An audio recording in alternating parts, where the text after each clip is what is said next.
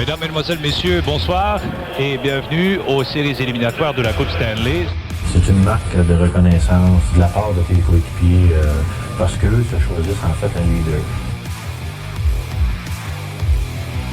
Et le match qui prend fin. Et le Canadien qui gagne la Coupe Stanley.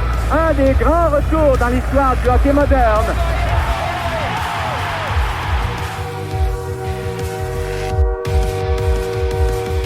Bienvenue tout le monde sur le podcast Les Glorieux, édition du 2 décembre 2024. Je vais gagner ton animateur. Et avec moi aujourd'hui, Alexandra Philibert. Salut Alex!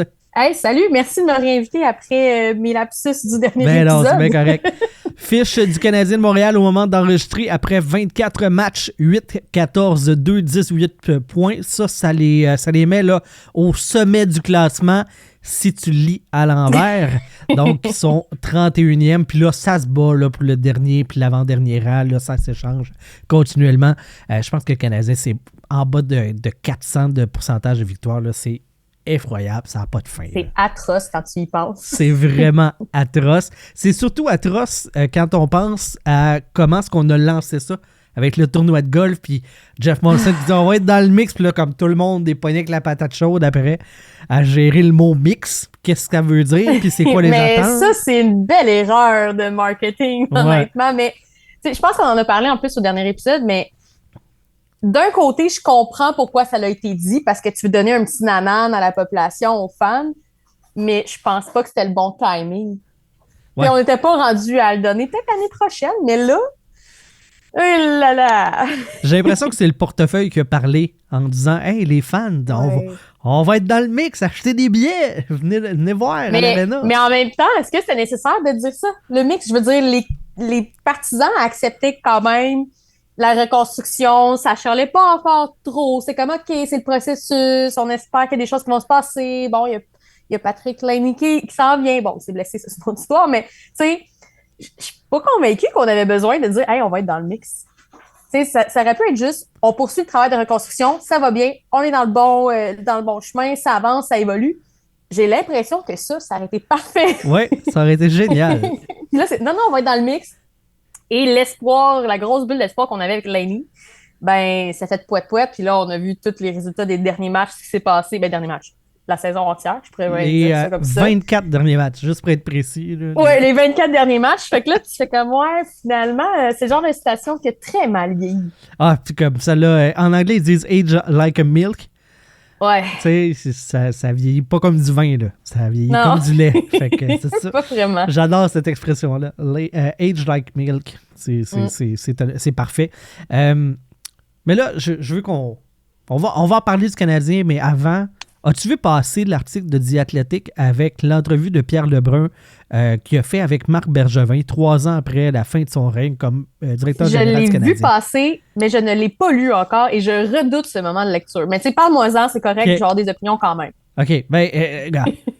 Moi, je me gâte à soir, là. Vas-y. Me gâte, OK? Le mot en général, c'est régularité. On a manqué beaucoup de régularité. Oui, on a manqué de ça.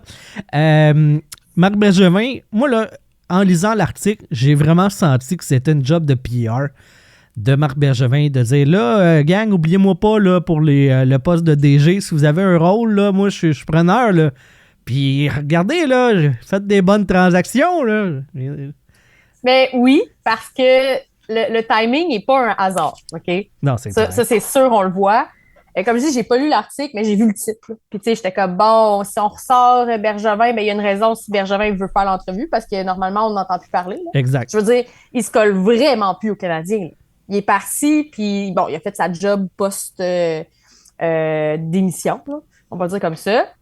Mais après ça, là, c'est comme s'il refusait de toucher aux Canadiens parce que c'était radioactif. Ouais, okay? Il y a la peste là-dessus, puis... C'est ça, il touchait pas, puis là, ben, regardons ça, il recommence à se recoller aux Canadiens quand ça va moins bien, puis que pour essayer que... Comment je faisais ça, tu sais? Je veux dire, ça n'a pas été le meilleur DG, il y a eu des bons coups, il y a eu des mauvais coups, puis j'ai l'impression que ces mauvais coups ont tellement comme augmenté que ça l'a annulé ses bons coups au final. Mais j'ai l'impression que parce que ça va super mal avec les Canadiens, il dit, finalement, c'est pas si pire, fait que je vais me remettre sur la map puis on va me trouver hot. Ça me donne vraiment l'impression de ça. Je sais pas si c'est ça, si c'est lié avec la situation du Canadien. Je pense que c'est plus lié à sa situation à lui. Là, il est conseiller spécial à Rob Blake du côté de Los Angeles avec les Kings. Je pense vraiment, parce qu'il mentionne dans cette entrevue-là qu'il y a eu des discussions avec des équipes. Exemple, les Maple Leafs de Toronto. Il n'y a pas eu le poste, que c'était bien correct, que tout s'est fait dans les règles de l'art puis que tout était beau. Mais c'est ça. Pensez à moi, gang, mon CV est à jour. Je suis prêt. C'est sûr que c'est pas dit je vais sortir en même temps que je niaise bien avec ça. Mais on s'entend qu'il n'y a pas de hasard parce que clairement, il cherche une job dans le sens qu'il veut revenir à un poste de DG. C'est ça, je pense que ça n'en est jamais caché, mais c'était plus low profile, tandis que là, il ramène ça sur la table. Mais j'ai l'impression quand même que le timing de cette entrevue-là avec, même si c'est pas lié nécessairement aux Canadiens, je trouve que le timing entre l'entrevue et la condition du Canadien présentement, il amène quand même un certain positif, une petite lumière positive sur ce qu'il a fait, versus si on en avait parlé là, comme 1 an et demi, 2 ans. On peut-tu regarder Josh Anderson, Christian Dvorak, le Gallagher, ça va bien cette saison. Mais c'est ça, non, mais Gallagher, oui, le contrat, c'est de la merde, mais il va bien présentement. Fait qu'on on va moins chialer sur le contrat parce que, OK, il joue, il essaye. On peut pas dire qu'il je vais pas y aller avec cette analogie-là, ça arrivera pas ce soir. Mais je veux dire, on peut pas dire, il se force pas, il se pogne là derrière, ces affaires-là. Je veux dire, cette année, Gallagher, somme toute, pour où ce qu'il est rendu dans sa carrière, avec les blessures qu'il a eues et tout, si on exclut le contrat, on peut pas tant chialer que ça. Ouais. Fait dans le fond, toi, tu penses qu'il a profité de la situation précaire du Canadien? T'entends quoi dire par précaire? Pour sortir des médias? Non, je pense pas. Par contre, on peut pas... En fait, c'est que les RP, là, ils vont prendre toutes les occasions, OK? C'est pour ça que je te dis, il n'y a pas de hasard, sauf que... RP, relations publiques pour les gens. Relations publiques. Je pense pas qu'il a fait comme, OK, ça va mal avec le Canadien, fait que je fais l'entrevue là, parce que là, ça va m'aider. Je pense pas que ça a été vu comme ça, mais je pense qu'il a fait, ça fait peut-être un bout qu'on me demande une entrevue, je suis prêt puis j'ai une volonté de avoir un poste de DG. Puis là, présentement, ce qui me faisait un peu peut-être de tort, pour X raisons, on en parle moins. Fait que pourquoi ce serait pas une bonne occasion dans le contexte? Je veux dire, au pire, ils ont même pas pensé, mais une relationniste de presse qui fait un bon travail, le sait que c'est un bon timing. Mm-hmm. C'est plus dans cette optique. Oui, tout à fait. Dans cette entrevue-là, sans mentionner le montant, il a mentionné qu'il y avait eu une offre de la part du Canadien pour une prolongation de contrat, sans donner les thèmes, sans donner quoi que ce soit. Et là, aujourd'hui, Renaud Lavoie, l'insider de TVA Sport, qui mentionne que le Canadien aurait offert une prolongation de contrat de 3 ans à 3 millions par saison, ce qui n'était pas une amélioration de son contrat, mettons. Alors, il y a de la place pour l'amélioration. Fait qu'il y avait de la place pour l'amélioration et il savait d'avance. Il avait déjà vidé son bureau quelques semaines avant de se faire... avant que le coup près passe. Commun accord. Qui quitte d'un commun accord, entre guillemets, tu sais. Ouais. Mais c'est ça, tu sais, qu'il l'a senti venir. Sur le coup, ce qu'on entendait à cette époque-là, c'est que ça avait pas justement été « Hey, poignée de main, bonne chance tout le monde, pour se faire des high-fives en partant », tu sais. Mais 3 ans plus tard, Marc Bergevin mentionne dans cette entrevue-là que tout avait été bien fait de la part de Jeff Molson, que c'est un homme de classe, puis une organisation de classe, blablabla. Ouais, le petit violon là, qu'on sent tout le temps. Ouais, comme hey, tout le monde, ça s'est bien passé, OK, là, avec mon ex, fait que... J'ai rien à me reprocher, voilà, gars. C'est ça. J'aime ça. Tu sais, comme je dis... Est-ce que ça a été le meilleur DG que le Canadien a connu? Non. Est-ce que ça a été le pire? Non plus. Le Canadien en a eu des pires. Mais en même temps, si son mandat avait quand même relativement bien débuté, la fin de son mandat a vraiment comme annulé le travail précédent. Ouais. Puis des contrats comme Gallagher ou Anderson, entre autres, c'est des contrats qui font mal. Mais tu sais, quel DG offre pas un contrat de merde? Il y en a pas beaucoup, là. Il n'y en a pas beaucoup. Disons que Marc Bergevin, il s'est gâté. plus Oui, qu'une non, fois. je ne défends pas parce que pour vrai, autant que les trucs que j'aimais de Bergevin, autant que j'étais comme, mais on s'en va où, là? Tu sais, c'est patcher un bateau qui coule. De toute façon, il fallait qu'on rentre dans la reconstruction à un moment donné, puis ça serait pas arrivé avec Bergevin, puis à cette époque-là. Mais avec le recul, tu regardes tous les contrats qui, peut-être qu'au début, on est dans l'effervescence. C'est comme, oh ouais, OK, c'est correct, c'est pas si pire. Puis là, tu vois, tu fais comme, mais ça faisait aucun sens. Mhm. Mais on est comme, qu'on l'aime ou pas, Bergevin, n'en reste pas moins qu'il y a eu une frénésie quand il était là. Je pense la façon qu'il communiquait au monde aussi, bon, avec tous les, les exemples que tu sors, c'est quand même du bonbon, quoique Martin Saint-Louis en sort des pas pires aujourd'hui aussi. Hein. Mais il y avait ce côté-là, je pense, qui plaisait aux gens. Bon, il y avait le fait qu'il arrivait avec son costume rouge, qui était le costume qui faisait en sorte que quand on gagnait, il l'avait. Tu sais, je sais pas, il y a eu quelque chose qui se passait avec Bergevin, puis il y a eu quand même la bulle où on s'est rendu en finale. Je pense que tout ça a contribué à ce qu'on diminue un peu ses erreurs pendant son règne, plus ou moins. T'sais, non, on en a parlé pareil, mais je veux dire, je pense que avec le recul, on fait OK, mais c'était pire qu'on pensait, là. Ben oui. Bon, ouais, c'était pire qu'on pensait. Juste parce que là, t'as mis le. OK. T'as parlé de la finale de la Coupe Stanley. Ouais. Ils l'ont fait, c'est arrivé, le Canadien. Mais ça, c'est un glitch dans la piste, là, on va se le dire. Oui, mais ils l'ont fait pareil. Moi, Oui, j'enlève pas exact. ce bout-là. Par contre, la saison d'après, tu perds Price, Weber et Dano. Comment peux-tu penser que ce club-là va se relever et continuer à être compétitif? C'est impossible. Impossible, parce que tu perds ton gardien. Puis je sais, là, il y a bien du monde encore qui chasse sur Price, puis qui disent que c'est pas un grand gardien, puis tout, parce qu'il a pas gagné de coupe. Puis, tu sais, je veux dire, des gardiens comme Price, il y en a pas nécessairement tant que ça. On est dans une ère très différente niveau gardien que la batch de Price, Fleury et compagnie, là. Mais tu sais, il y a des années qu'on a réussi à faire les séries, que si tu enlèves Price, sans rien enlever aux joueurs nécessairement, mais si tu enlèves Price de la combinaison, de l'équation, je suis pas sûr qu'on était les séries, là. Il y a plus que c'est ça qui est arrivé que l'inverse. On va se le dire, là. Oui, ça prend des joueurs qui ont des buts, là, on le sait, là. Mais tu sais, Price, qu'on l'aime ou qu'on le déteste, a supporté un club vraiment moyen très longtemps. Très longtemps. Puis malgré tout, il est le gardien avec le plus de victoires dans l'histoire du Canadien. Puis des gardiens bons dans l'histoire du Canadien, il y en a eu quelques-uns. Et oui, et voilà. Mais tu sais, on parle, ouais, mais il n'a pas gagné de coupe. Ouais, mais tu sais, il y a plein de joueurs. Lundqvist non plus. Tu sais, je veux dire, il y a plein de joueurs qui sont pas nécessairement des gardiens non plus, mais tu vas faire, hey, c'est un super joueur, mais il n'a pas gagné la Coupe Stanley non plus. Marcel Zion. Mais parce que c'est un gardien, c'est pire, puis quand c'est à Montréal, c'est pire que pire. Ouais. Mais là, t'enlèves ça fait que déjà, ça fait mal. Mais là, t'as Weber qui est quand même, qui a été un excellent capitaine, quoi qu'on en dise, qui amenait clairement quelque chose pour rallier la troupe. Puis il était quand même solide en défense. Fait que bon, t'enlèves deux morceaux très importants. Puis Dano, on en a parlé. Dano, il y avait aussi, je pense, bon, on n'est pas dans la chambre, mais je pense qu'il ralliait l'équipe aussi. Sur la glace, on le voyait. Pas nécessairement, c'était pas un Crosby, là, loin de là, mais il amenait quelque chose de particulier à l'équipe qu'on n'a pas retrouvé depuis qu'il est parti, je trouve.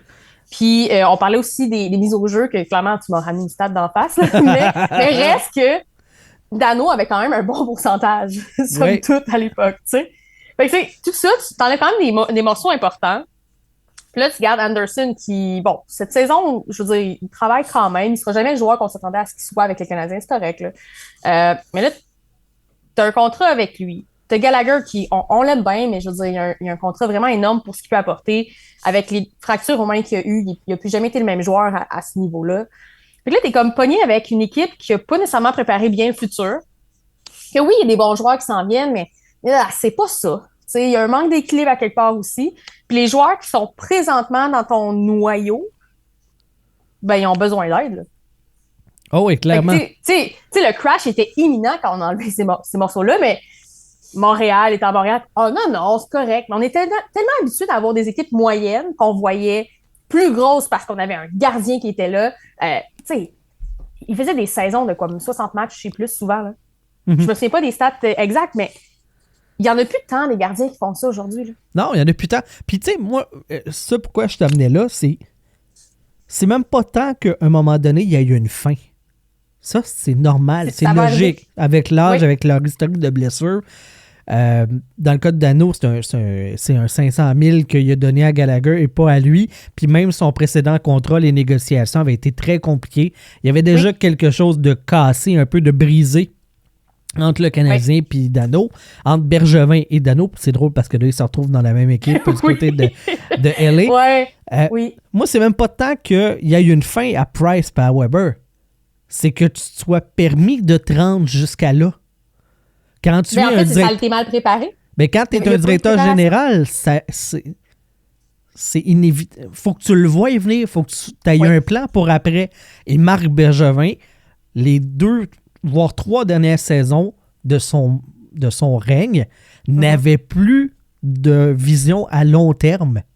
Mais je me demande à quel point il y en a vraiment eu une. Tu sais, à part le fait qu'il ait donné des longs contrats, discutables, parfois moins discutables d'autres fois, je pense que c'est le seul moment où il y a vraiment eu une vision d'avenir. Puis encore là, est-ce que c'était vraiment une vision d'avenir ou de juste sécuriser ce qu'il pensait qui était le bon noyau, mais qu'en même temps, OK, on n'avait pas prévu que Price parte aussitôt non plus. Là. Il y a ça. Weber, ça, on le savait, mais on savait. Façon de parler, là. C'était un peu plus plausible, mettons, que Price. Okay? Ben, il le savait parce qu'il l'a mentionné lui-même en Oui, point de presse c'est que c'était long pour chez Weber d'être prêt pour une pratique, pour être prêt physiquement pour un match. Tu peux pas, après ça, t'étonner que le gars, il revienne pas la saison d'après. Mais non, c'est là. ça exactement. Tu sais, Price, je pense qu'on avait quand même espoir d'avoir un petit peu plus long en termes de saison avec lui. À tort ou à raison. Mais à quel point tu as une vision d'avenir, si tu donnes des contrats comme ça, tu donnes l'impression que tu en as une. Sauf que tu prépares pas l'après de ces gros joueurs-là qui vont passer ou qui vont vieillir avec leur contrat aussi, parce que Gallagher, c'est ça aussi. Tu sais, je veux dire, il vieillit, c'est différent. Mais en même temps, en tant que DG, oui, c'est sûr que tu veux gagner maintenant, mais tu dois t'assurer que l'avenir va être florissant. Il y a eu des années, puis Bergevin était là aussi. Bon, il y avait Timmins, puis ça, c'est un autre dossier, mais ils ont mal préparé aussi l'après, la jeunesse, ils ont mal préparé. Mm-hmm. Tu sais, ça passe aussi par les choix de repêchage, ça passe par les échanges quand tu vas chercher un jeune. Tu sais, c'est pas que du mauvais, là, on s'entend. Mais il y avait beaucoup de lacunes, puis quand tu accumules toutes ces lacunes-là, ben, on se retrouve dans la situation qu'on est aujourd'hui. Oui, tout à fait. Dans le balado Tellement Hockey de Radio-Canada, je me rappelle pas si c'est Gascon ou Godin dans Tellement Hockey qui disait que Marc Bergevin il a gagné plein de petites transactions. Il a gagné pratiquement toutes. Les grosses, c'était plus difficile. Drouin, Weber, tout ça. Pas qu'ils ont nécessairement perdu. Celle de Weber, c'est discutable avec Subban. Sauf que dans toutes ces petites transactions-là, ces petits mouvements-là de personnel, il n'y a quand même pas de grande orientation qu'on peut voir du règne de Marc Bergevin.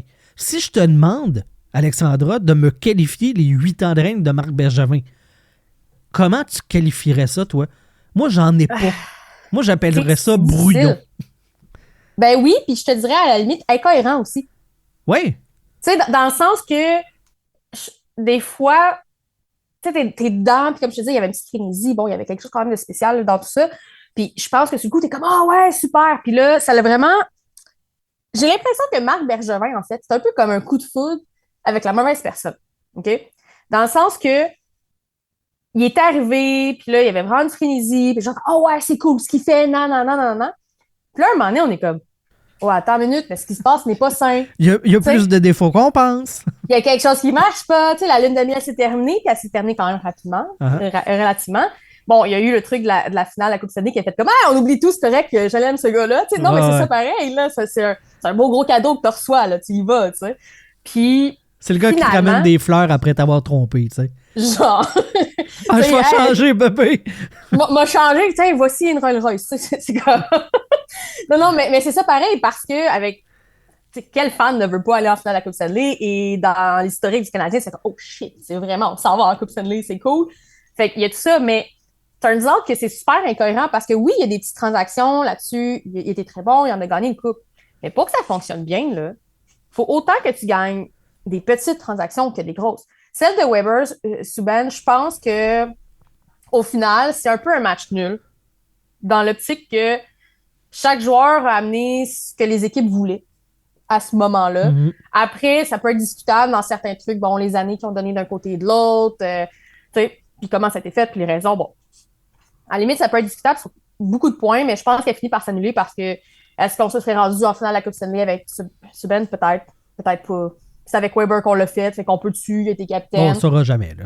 On le saura jamais. Fait que rendu là, moi, je pense que celle-là, elle s'annule. Si on pense à Jonathan Drouin versus Sergachev, clairement.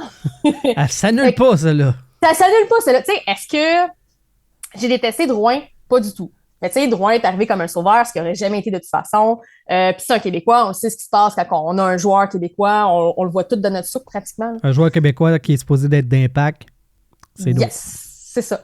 Il a été vendu de la mauvaise façon, ça ne l'a pas aidé. J'exclus pas non plus qu'il était peut-être pas au mieux de sa forme, tant physiquement que mentalement, pour diverses raisons, tu y en as parlé. Fait que je pense que aussi dans les circonstances, ça n'a pas été le best. Mais clairement, quand tu vois Sergachev, présentement, tu fais comme j'aimerais ça l'avoir dans mon team. Il me semble que ça serait le fun. Il y aurait un impact positif. Je sais pas, hein? Mais bon, c'est peut-être qu'il y avait une attitude qui fonctionnait pas à Montréal aussi. Tout est possible. Mais parce que des fois, c'est ça. Des fois, il y a un joueur, tu le mets dans une circonstance X, ça ne marche pas, et tu le mets dans une autre circonstance, ça marche. Il y a tout ça. Je dis pas que c'est le cas avec Sergachev, mais c'est une donnée qu'on peut pas négliger. Le problème, c'est ça. C'est que Bergevin a gagné des petites transactions. Et les grosses, il en a gagné peu. Puis en termes de contrats, il y a eu certains contrats qui étaient quand même relativement corrects. Mais je m'en souviens même plus parce que tout ce qui me reste en tête, c'est les contrats qui sont, je veux dire, ridicules. Bon, il y en a plus que ça, on peut repasser à 10 pieds trop. Mais somme toute, reste que c'est un peu ça. C'est que c'est pas cohérent entre voici les transactions que j'ai gagnées, voici les transactions que j'ai perdues. Ma vision long terme, c'était quoi? Je pense qu'il y en avait plus une court terme. Puis quand tu regardes en dessous, parce que c'est cool, on est allé en finale de la Coupe Stanley, même si c'est un glitch dans la matrice, mais tout ce qui est les petites choses qui devaient être faites pour que, bon, OK, présentement, c'est ça, et dans quelques années, ça se peut qu'on ait des années de vache maigre, mais qu'on ait un minimum le fun, parce qu'on veut continuer à bâtir vers l'objectif ultime qui est la Coupe Stanley. Ça n'a pas été fait. Est-ce que c'est juste la faute de Bergevin? Non. Je veux dire, le Canadien a gardé une relation avec Trevor Timmins beaucoup trop longtemps. Ouais. À quel point il avait des droits de décision de façon aveugle, genre qu'il avait carte blanche, je le sais pas. Moi, j'aimerais ça être un petit oiseau puis d'avoir les listes du Canadien pour le repêchage de chacune des années. En fait, ça serait le rêve de tous ceux qui sont. Oui, je serais curieuse, mais tu sais, comme là, je me souviens plus si c'est vrai ou pas ce que j'avance, là, mais il me semble que j'ai vu ça quelque part que pour Logan Mailloux, c'était pas censé être lui, puis finalement, c'était le choix de Bergevin, puis Bergevin a fait comme ça va être lui, puis that's it. Okay. Est-ce que c'est ça ou pas? C'est ce que j'ai entendu. Puis là, je suis pas là, en train de partir de rumeurs. Comme je te dis, je me souviens pas si c'est vrai ou pas, mais peu importe qui a décidé ça, tu sais, peu importe ce qu'on pense de Mailloux, ce qu'il a fait ou pas, là, en fait, on sait qui l'a fait. Je pense pas que Montréal, surtout dans le contexte où Montréal était, devait le repêcher. Okay? Je ne crois pas que c'était un bon marché pour lui. Est-ce que c'est le genre de personne dans la vie qui devrait avoir toutes ces chances-là? Ça, c'est un autre débat complètement qu'on pourrait reparler une autre fois parce que sinon, on va s'étendre genre 3 heures là-dessus. Mais dans les circonstances, ce gars-là, il est repêché. Une équipe choisit de le repêcher, c'est une chose. Mais je pense que Montréal, c'est un des pires marchés pour lui. Dans un sens. Mais ça, c'est autre chose. Mais ça revient au point que je ne sais pas trop qui prenait les décisions de repêchage, puis tu sais, les besoins qu'on avait ou qu'on n'avait pas. Puis je comprends qu'on veut repêcher des défenseurs. Je dis pas que c'est tous des mauvais choix, mais tu sais, on a eu des années de repêchage vraiment bizarres, puis ça nous a rattrapés finalement. On aurait peut-être pu ramener le bateau du bon bord, là. Tu sais, on aurait pu, là. Mais ça n'a pas été le cas. Puis là, on se retrouve avec des gros départs qui font mal, qui n'ont pas été préparés. Puis là, tu as toujours une zone tampon de, bon, ben, les jeunes joueurs sont pas prêts, mais non seulement ils sont pas prêts, on n'a pas le type de jeunes joueurs qu'on devrait avoir sous la main. Tu sais, qui vont répondre à des besoins nécessairement à long terme. À certaines parties, oui, certaines parties, non. Puis je sais que le repêchage, c'est pas une science exacte. Tu sais, il y en a que tu penses qu'ils vont sortir, finalement, c'est pas ça. Puis des fois, t'en pognes un en 7e ronde, puis ça marche bien. Mais il y a vraiment comme plein d'incohérences comme ça, que quand ils s'accumulent ensemble, ça fait aucun sens. C'est pour ça que je te dis c'est incohérent. Tu sais, c'est comme, t'allais où, tu voulais gagner là, mais pas vraiment. Puis en même temps, tu voulais peut-être gagner comme dans 2 ans, mais il n'y avait rien de mise en place pour ça. Fait que c'était quoi? C'était de vendre du rêve, ce qui fonctionne un certain temps, ce qui a fonctionné un certain temps, mais on se retrouve avec la situation qu'on a présentement. Écoute, peux pas Je suis rien là pour rajouter. C'est drop de mic. Non, mais c'est ça pareil, tu sais. Ben, tout à fait. Puis, tu sais, je suis en train de reculer, tu sais, les repêchages du Canadien, puis c'est tough à regarder. Il n'y a pas grand-chose. En tout cas, fait que, oui, tout à fait. Douteux. C'est douteux. Oui, C'est questionnable. tout à fait. Mais c'est ça, il y a tellement... Puis, combien de points de presse que j'ai entendu ou d'entrevues que j'ai entendu Marc Bergevin dire « Ah, Trevor Timmins, si on le laisse partir, demain matin, il se fait ramasser par quelqu'un d'autre. » Comme si c'était une sommité. Mais je pense qu'il y avait une réputation qui le précédait parce que ça faisait longtemps qu'il était avec le Canadien. J'ai l'impression que c'est ça. C'est comme, ah oui, il est là. Puis, tu sais, mais non, à un moment donné, quand ça marche pas, tu l'enlèves, tu mets d'autres choses. Là. Ouais. Vous le faites avec des coachs, faites-les là. Oui, tout à fait. Mais comme s'il n'y avait personne d'autre qui était capable de dénicher du talent nulle part ailleurs. Ouais. Ce qui est complètement faux. Là, on a une couple de cas d'études de d'autres équipes. On peut en jaser longtemps, mais tu sais, j'ai l'impression aussi que, je veux dire, il y a toujours le fait boys club, puis c'est l'ami d'un ami, puis il y a tout ça qui embarque aussi, mais le Canadien est resté longtemps dans ses pantoufles. Tu sais, on sortait, puis là, je trouve qu'on le ressent un peu moins, mais on sortait souvent, tu sais, l'historique du Canadien, la grande histoire glorieuse, puis on a surfé très longtemps là-dessus. Puis c'est correct, je veux dire, on a un bel historique, le Canadien, puis il faut l'utiliser. Mais à un moment donné, c'est juste l'effet plaster. Ça enlève pas que quand tu vas l'enlever, ce plaster-là, parce que le temps va avancer, puis on fait, ça fait donc bien longtemps qu'on n'a pas eu de commissionné, nous autres. Mm-hmm. Pourquoi? Mais là, le hockey a changé, puis il faut changer les façons. Puis on se rend compte que le Canadien, pendant plusieurs années, ben, ils ont enlevé le plaster Price. Ben, plaster, façon de parler. Oui, oui. Il l'enlève. Oh, c'est putain un bobo, il y a peut-être une petite infection finalement. Oui. Ah, mais là, t'en enlèves un autre, puis là, tu te rends compte de ci, puis de ça, puis c'est comme, ah, il va peut-être falloir couper la jambe finalement, monsieur. Tu sais, non, on mais... ampute! on ampute. Mais c'est que c'était vraiment des, tu sais, Weber, Price et compagnie, le glitch de la matrice de la finale Coupe Stanley, ont fait en sorte qu'ils ont vécu sur du temps emprunté un petit peu. Puis l'incohérence de Marc Bergevin a moins paru sur le coup. Parce que, bon, on gagnait, on était dans le mix, on faisait ci, on faisait ça, on gagnait des matchs qu'on n'avait pas d'affaire à gagner parce que notre gardien était là. Puis là, ben finalement, c'était comme, ah, ben, on n'a plus ce gardien-là, la relève n'est pas là. Là, tu sais, t'as Primo que l'année passée, tu dis, bon, on va le garder en haut parce qu'on veut pas qu'il se fasse prendre au balotage, fait qu'on va avoir un tango, mais à 3. Là, cette année, c'est pas ça. Fait que tu fais comme, ouais, OK, ben finalement, il y a beaucoup de décisions qui se sont accumulées, qui n'ont fait aucun sens, puis qui nous ont amenés là. Puis là, on est en train, tu sais, on est comme en rattrapage à tous les niveaux. Au repêchage, avec le Rocket, peu importe le succès qu'ils ont eu, là, c'est vraiment pas ça. Puis là, dans l'équipe présentement, c'est comme, ah, mais on fait quoi avec ça? Ouais, c'est un peu ça. Une aberration que je vois, je suis en train de regarder la fiche de Carey Price en carrière, puis je me rends compte qu'il y a eu quand même des saisons, la saison 2015-2016, seulement 12 matchs, saison 2020-2021, 25, 21-22 qui est revenu juste à la fin, puis son dernier tour d'adieu de 5 matchs. Oui. Il y en a eu des saisons comme ça qui ont été 2012-2013, 39 matchs seulement. Mais ça, c'est pas les années à l'acte? Non, c'était avant ça. En tout cas, c'est pas non, grave, mais tu sais, il y a eu ça aussi. Ouais. Là, que... Mais le point est que c'est pas comme si le Canadien n'avait pas eu des occasions de tester son alignement sans Price. C'est pas comme si Marc Bergevin n'avait pas eu des occasions de voir que, oh, mon gardien de but, il en patch beaucoup plus qu'on pense. Que puis-je faire pour améliorer l'équipe? Et ça, je ne l'ai jamais senti. Et ce n'est pas normal. Quand je te demandais tantôt de me quantifier le règne de Marc Bergevin, comment est-ce que tu le résumerais? Incohérent. C'est incohérent, c'est sans vision. C'est 8 ans que tu dis, on aurait pu enlever ce bloc de 8 ans-là, puis juste l'enlever de l'équation, pour faire comme, oh, ça n'a pas existé parce que c'était, on est dedans, on n'est pas dans les séries, on est dedans, on n'est pas dans les séries, puis on espère. Ben, c'est un peu ce que ça je a disais. servi à rien. Ben, rien, non, là. On a eu glitch de la matrice qui est cool, mais c'est parce que c'est à cause de la COVID, peut-être. Mais tu sais, est-ce que ça a servi à rien? Non, parce qu'il y a quand même eu des belles années, entre guillemets, qui ont donné de l'espoir, puis on a vu Price, puis bref. On a eu quand même des belles affaires dans ces années-là. Mais c'est que ça l'a pas fait avancer le Canadien. Ça l'a gardé dans un statu quo, mais seulement dans l'équipe du Canadien.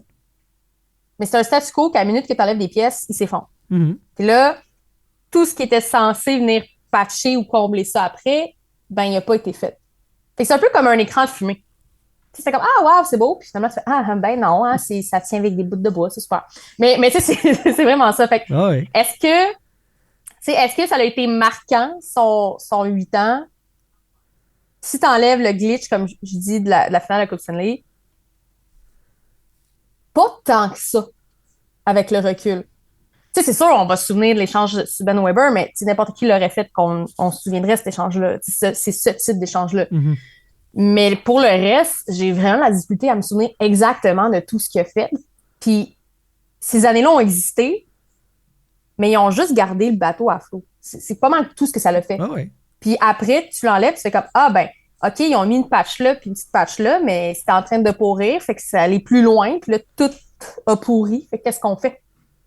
Tu sais, c'est un peu ça. C'est que pendant qu'on était occupé à patcher un peu, ben on se rendait pas compte que le reste, il continuait à pourrir. Puis là, c'est comme la pire affaire à dire, mais c'est pas que les jeunes qui sont venus, ils étaient pas bons après, mais c'est juste la meilleure image. Parce que c'était comme, ah, ça a l'air correct. Tu sais, somme toute, on se débrouille bien, mais il y a d'autres problèmes qu'on voit pas. Puis là, à un moment donné, tu fais comme, bon, ben, j'arrête de patcher, c'est ça, là. Mhm. OK. Ça devrait bien aller. Il a patché assez longtemps. Ça devrait tenir. Puis, ben Mais non. C'est pas ça la surprise. Ben, c'est pas une si grande surprise que ça, mais je pense vraiment que, comme je te disais tantôt, c'est le gros coup de foudre. Tu sais, je sais pas, il y a vraiment eu comme beaucoup de gens qui ont fait. Puis moi, la première, là, au début, je suis, ah, wow, c'est cool, Benjamin, non, non. Puis à un moment donné, tu fais comme moi, à 15 minutes, là. Ça marche pas. Puis tu sais, c'est le genre de relation que tu fais comme, hey, on se serait peut-être passé de ça, finalement. Mhm. Puis là, c'est ça, on se retrouve avec les gros problèmes. La patate chaude aujourd'hui, que tu fais comme, ah bon, ben, Price est parti. Bon, on s'attendait peut-être à avoir 2-3 ans de plus au minimum. Il est parti. La relève n'est pas là, tu sais, sans rien enlever à Montembeault, sans rien enlever à Primo. Mais tu sais, Primo n'est pas le gardien qu'on nous a vendu. Puis moi, honnêtement, je l'ai jamais cru, mais bon, ça aurait pu. Who knows, tu sais. Mais c'est ça, c'est que Price a été enlevé, puis après, il nous reste quoi? Puis je dis pas que l'équipe reposait juste sur Price, c'est juste que il y a tellement de choses qui n'ont pas été faites correctement, puis que c'est aujourd'hui qu'on s'en rend compte, c'est comme, bon, ben, faut rebâtir, tu sais, c'est une reconstruction, mais c'est quasiment si tu as mis le feu à bâtir, il faut que tu la reconstruises au complet, là. Mets tes poignets avec comme, bon, ce beam-là de la structure, la ville veut qu'on l'utilise. Faut que tu vives Bon, avec. ben, on va vivre avec le beam, puis mettons Gallagher. Ah, ben, on va vivre avec cet autre beam-là, qui est Anderson, parce que la ville veut qu'on le garde aussi. Fait que qu'est-ce qu'on fait avec ça pour essayer de reconstruire correctement? Puis c'est pas, tu sais, je veux pas leur enlever le talent qu'ils apportent. Mais talent, façon de parler, tu sais, ils apportent quand même des bonnes choses. Je veux dire, Anderson, cette saison, malgré tout, je préfère un Anderson qui compte pas beaucoup, mais qui est là, qui est engagé dans le jeu, contrairement à un Anderson qui fout rien. T'sais, on l'a vu des fois, des saisons rien faire, là. Mhm. Fait que je suis comme, j'aimerais qu'il score au début, mais écoute, si tu veux t'en prendre à Trouba correctement puis être utile, go, ça me va. On va dealer avec ça. Tu sais, Gallagher, bon, OK, ça va bien cette saison, je peux pas y reprocher. Ton contrat, je l'aime pas, mais c'est correct, tu fais bien les choses, on va y aller, on va te garder de même. Mais c'est ça, je pense pas que... Le règne de Benjamin, c'est ça. C'est pas tant qu'il a changé quelque chose qui a été là, puis tu fais comme ça l'a masqué bien des affaires, puis là, ça saute un peu au nez de tout ça. Là. Ouais. J'ai rapidement, là, j'ai compilé les chiffres de Marc Bergevin du temps de son règne. Ouais. Le Canadien, le résultat, victoire, défaite, les défaites en prolongation, et le Canadien a grosso modo une fiche de 525 sur 8 ans. Ben, c'est assez logique, je te Ça dirais. peut-tu être plus bof que ça? Mais ça fit, ça. C'est... Tu sais, j'en tombe même pas en bas de ma chaise. Tu sais, mettons, là, tu m'aurais dit comme, ah, c'est 700. J'aurais comme, ben, c'est clair que non, là, ça arrivera pas. Là. Mais c'est le genre de règne que tu dis, normalement, ce serait attendu à plus que ça. Mais c'est le genre de stats que tu me sors, je suis comme, hey, je suis même pas étonné, sais-tu? Fait que ça les met, là, grosso modo, autour du 20-22e rang. Là. c'est dégueulasse. Mais c'est même pas dégueulasse. Pour moi, c'est inutile. Ouais. C'est ça, je te dis, ça servait à rien. Si seulement, mettons, tu dis la moitié de son 8 ans sert à bâtir un club qui, après ça, va être compétitif, tu te dis, OK, au bout des 8 ans, on a une fiche de 500, mais une fiche de 500 qui t'amène vers une Coupe Stanley. Là, on a une fiche de 500 qui t'a... Écoute, c'était pas du glitch, comme tu le dis. On n'a même pas pareil. Ça! Parce que l'affaire, c'est... Je donne à César ce qui revient à César. On est allé en finale à la Coupe Stanley. Mais on va dire les vraies choses. C'était une saison... C'est une anomalie. Une anomalie, ça arrivera pas de nouveau. Tu sais, je veux dire, il y a plus... En tout cas, je pense pas. Là, le CH faisait pas les séries. Il y a eu une round pré-série, puis ils ont gagné celle-là. C'est ça. Ils devaient pas faire les séries. Si ça n'avait pas été de la COVID, cette saison-là bizarre, le Canadien n'aurait jamais fait des séries, il serait jamais allé jusqu'à nécessairement à la base, il n'aurait pas fait les séries, fait que c'est sûr qu'il serait pas allé en finale. Puis je veux pas enlever, je veux dire, le groupe a travaillé fort, le groupe s'est rendu là pareil, ils ont battu des bonnes équipes là, pour se rendre. T'sais, oui, tout à fait. À la base, le Canadien n'avait pas d'affaires là. Il ne devait pas être là. Puis, ce qui arrive aussi, c'est que ça, c'est un gros écran de fumée qui fait « Ouais, mais avec Bergevin, on était là. » Oui, mais c'est quand la prochaine fois qu'une équipe de l'Est va gagner le trophée de l'Ouest, là? Tell me. Ça arrivera pas. Ça arrivera plus. T'sais? Fait que tant mieux, c'est cool que ce soit nous autres qui l'aillent, ce fait historique-là. C'est vraiment cool, t'sais. C'est le fait historique le plus random, mais on le prend. Mais si on enlève ça, là, cette saison-là, puis tu regardes tout le travail qui a été fait, OK, oui, il y a des affaires que tu peux faire. Ah, ça, c'était correct, ça, c'était ça. Mais au final, c'est comme, mon Dieu, c'était n'importe quoi. Tout à fait. T'sais, c'est pour ça que je dis, il y a eu des pires directeurs généraux que lui, chez le Canadien ou ailleurs, mais il y en a eu des vraiment meilleurs. Là. Ben oui. Ben oui. Mais je pense qu'il y a peut-être comme une prestance aussi quand il parlait aux médias, qui a fait que, tu sais, les gens, ils ont comme acheté l'idée de Bergevin puis tout ce qu'il représentait ou qu'il représentait pas. Puis les gens ont fait, OK, let's go. Ils ont embarqué. Il est charmant, fait que tous ses défauts, mais puis là, à la fin, ça a commencé à popper, là. Mais tu sais, c'est vraiment ça. C'est comme, en fait, on a eu une histoire de love bombing avec Bergevin au début, je pense. Puis à un moment donné, on fait comme, 10 minutes, qu'est-ce qu'il raconte là? Qu'est-ce qui se passe? Puis quand on analyse tout aujourd'hui, t'es comme, ah, c'était lourd.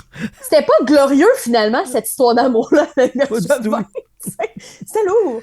Mais c'est ça, tu sais, il y a des choses que c'est correct. Tu sais, je veux dire, il y a des trucs qui ont de l'allure, là. Mais si tu fais un bilan, c'est pas très reluisant, finalement. Là. Puis c'est pour ça qu'on est pogné un peu dans ce qu'on est cette année. Puis que là, le Canadien a fait une erreur en disant on va être dans le mix. On n'était pas du tout rendu là. Pas avec l'historique que Bergevin a fait, pas avec ce qui nous restait dans les mains quand il est parti, pas d'où on partait. Est-ce que ça aurait pu être différent si Laney n'était pas blessé? Peut-être, tu sais, who knows? On ne le saura jamais. Mais reste que même si Laney ne se serait pas blessé, on ne serait pas premier, là. Ça serait pas ça. Non. Tu sais, le gars n'a pas joué depuis longtemps. C'est le même principe que Dak, dans le sens que c'est long de revenir de blessures comme ça ou de revenir quand ça fait longtemps que tu n'as pas joué et qu'on ne parle pas juste d'un mois. Ben, pas sûr là, qu'on ne serait pas en haut. Là. Non, c'est clair. On serait pas là. On revient-tu au présent? C'est pour parler que ça va mieux. Ouais, ben oui, mais c'est lourd. Finalement, notre passé et notre présent sont un peu lourds. Mais tout ça, surtout le présent présentement est à chier. Oui. Ben, à chier. C'est pas si à chier que ça. Je veux dire, quand on a de l'espoir. Il y a de l'espoir. Mais je pense que le futur pourrait être très intéressant. Ben oui, vraiment. On a vu des palmarès cet été, là, les meilleures banques d'espoir, puis les moins de 24 ans, le Canadien qui se classe extrêmement bien, puis des choses comme ça. Faut continuer d'espérer, puis faut endurer, tout simplement. Mais c'est quand la dernière fois, d'ailleurs, tu sais, là, on était quoi, je sais plus combien qu'on était là, dans le top, là, mais c'est quand la dernière fois que le Canadien, au niveau de ses espoirs en bas de 24 ans, s'est trouvé aussi haut dans un top comme ça? Il fut un temps, tu sais, l'époque de Kotkaniemi, où est-ce que le Canadien se classait bien, mais... Oui. Attends, je veux juste nuancer, là, c'est que le Canadien se classait bien parce que la quantité d'espoirs de niveau B, B+, était énorme. C'est vrai. Mais il n'y a personne là-dedans qui a vraiment percé. En ce moment, des espoirs B+, on en a encore, là. Mais on a surtout des espoirs A, A+, triple A, tu sais, à la Demidov, ce qu'on n'avait pas auparavant. Donc, Ça fait combien d'années qu'on n'a pas ce type d'espoir-là aussi? Ça fait longtemps qu'on n'a pas vu, tu sais, je te dirais peut-être Richer, Chelios, Voboda, tu sais, dans ce genre-là, années 80. Mais c'est fou quand tu y penses, là. C'est des cuvées aussi importantes, là. Sinon, ben, on parlait de Timmins tantôt, la cuvée de Subban, Pacioretty puis McDonough, mais tu sais, McDonough a rapidement été échangé, fait que... Parle-moi pas ça, McDonough, s'il vous plaît. Mais... Je l'ai encore sur le cœur. Oui. T'avais Beauchemin aussi, t'avais Robida, tu sais, en tout cas. Fait que mais ça fait quand même longtemps, là, on parle de plus que 10 ans, là. Mm-hmm. Tu sais, c'est quand même atroce. Ouais. Tu sais, pour une organisation qui, oui, a connu beaucoup de succès, même si le hockey a quand même changé, mais c'est atroce de voir que l'organisation a juste continué à surfer sur ce succès-là sans regarder ce qu'il faisait. Ben, il regardait, là, mais on s'entend, là. Dans le sens que il y a comme une chaîne qui a débarqué par rapport à la vision long terme dont on parlait, puis le 8 ans de Bergevin ont fait vraiment mal à ce niveau-là, encore plus que c'était le cas avant, parce que, je veux dire, Jao n'a pas été très glorieux non plus, là. Non. Puis tu sais, Bob Gainé, somme toute, correct, là. Mais ça n'a pas été tout le temps du grand art non plus. Mais tu sais, quand tu regardes ça, c'est quand même très atroce que ça fait plusieurs décennies. Oui. Tu sais, mettons, on va dire 20 ans, OK? Mettons. Peut-être même un peu plus que ça, là. Tout de même, là. Moi, je suis prêt à dire que depuis 30 ans, là. Ouais, là, mais je veux dire 20 ans, je vais être fine. Parce qu'on a quand même certains bons joueurs là-dedans, là. Oui, mais c'est pas à l'unité, c'est d'avoir une bande Oui, c'est à large, mais tu sais, ça fait vraiment trop longtemps pour une organisation du type du Canadien, dans un marché comme le Canadien, que la gestion était aussi bizarre, que la rétention de talent aussi, le repêchage, c'est rien qui fonctionnait au final. C'est genre comme quasiment, hey, on va être dans le meilleur de la médiocrité, puis ça marchera pas trop, mais en même temps, le monde le verra pas trop tout le temps. Ouais. Fait qu'on va réussir à se rendre à quelque part, on sait pas trop où. Puis là, un moment donné, ça a sauté dans la face, puis on est là. Mais il y a plein de lumineux, là, tu sais. Il y a des joueurs de type A, A+, la patente qui est là. Ça, c'est le fun. On a eu des Price, on a eu des... Tu sais, il y en a eu par-ci, par-là. On n'a jamais eu quelque chose qui était en train de... On n'a jamais eu de petits muffins que tu mets au four, puis là, ils vont gonfler tranquillement pas vite tout ensemble. Là. On n'a jamais eu ça avant. Un puzzle, tu sais. On a eu des pièces, mais pas du même puzzle. Non, c'est ça. Fait que ça marchait pas. Puis là, on commence à faire, ben OK, j'ai la pièce A, j'ai la pièce B. Ben, on va essayer de trouver la bonne pièce C. Tu sais, on avance. On s'en va quelque part. Ça s'en vient. Donc, je reviens dans notre présent, pas si glorieux que ça. Le Canadien a perdu ses 2 matchs de la fin de semaine. Ça n'a pas été facile. Oui. New York contre les Rangers et contre les Bruins. Et Elliot Friedman qui mentionnait que des gens présents dans le secteur de New York en fin de semaine lui aurait mentionné qu'il n'aurait jamais vu Jeff aussi fâché qu'en ce moment de la situation de son club. Puis tu sais, le gars, il y en a du millage dans la Ligue nationale là, avec les Rangers et avec les Bruins. Donc, la situation, tu sais, nous, on est prêts. Moi, je suis prêt. Je pense que toi aussi, à dire, ben écoute, cette année, on fait juste l'oublier, puis c'est correct. On aura juste un meilleur choix, puis ça va constituer un asset encore meilleur pour l'avenir. Mais semble-t-il, avec cette information-là, qu'à l'interne, chez le Canadien, on n'est pas content non plus de la tournure des événements. Je veux savoir, Alex, qu'est-ce que tu penses que pour Jeff Gorton, pour Kent Hughes, qu'est-ce qui est le plus gros problème en ce moment? Qu'est-ce qui fait que la situation actuelle, qui pour nous ne semble pas si étonnante que ça, soit à ce point-là enrageante pour eux? Ben, en fait, c'est que nous, contrairement à eux, on ne perd pas notre job si ça ne marche pas. Il y a ça. En effet. Mais je pense que on est un peu, tu sais, je pense que le public a acheté la reconstruction déjà. Bon, c'est sûr qu'avec on va être dans le mix, ça a vraiment comme un peu scrappé une coupe de monde, mais somme toute, on est un peu résilient parce qu'on va, il y a des bons morceaux qui s'en viennent. C'est correct, on comprend que ça va venir à un moment donné, en tout cas, on l'espère. Il y a des bouts qui nous font croire que ça va être le cas. Par contre, je pense que dans leur position, cette résilience-là, ils l'auront pas parce que de toute façon, moi, j'aime pas que les équipes fassent comme, hey, ça marche pas, on va l'oublier, puis faites juste perdre, les gars. Faites juste perdre. T'sais, oui, OK, c'est cool d'avoir le premier choix, on s'en cache pas, là. Mais je pense qu'il y a peut-être quelque chose à l'interne, clairement, qu'on ne sait pas. Mais je pense que c'est une frustration de voir qu'ils ont un plan puis que peut-être les joueurs l'acceptent pas, ce plan-là, autant qu'ils devraient. OK. Parce que même... T'as-tu des exemples de joueurs qu'on aurait entendus ou qu'on aurait vu sur la glace? Non, pas nécessairement, mais c'est juste qu'on dirait qu'il y a quelque chose qui colle pas. Puis j'ai de la misère à trouver c'est quoi qui collerait pas. Là, tu sais, présentement, il y a beaucoup de frustration. Tu sais, on voit Slav, là, il a de l'air d'une poule pas de tête. Oh, ouais, il cherche beaucoup. Qu'est-ce qui se passe? Là? Dak a juste plus de confiance en lui. Mais lui, il est malchanceux aussi, le dernièrement. Ouais, je veux dire, tu sais, les matchs, là, comme le match contre New York, somme toute, là, contre les Rangers, c'était quand même un très bon match, OK?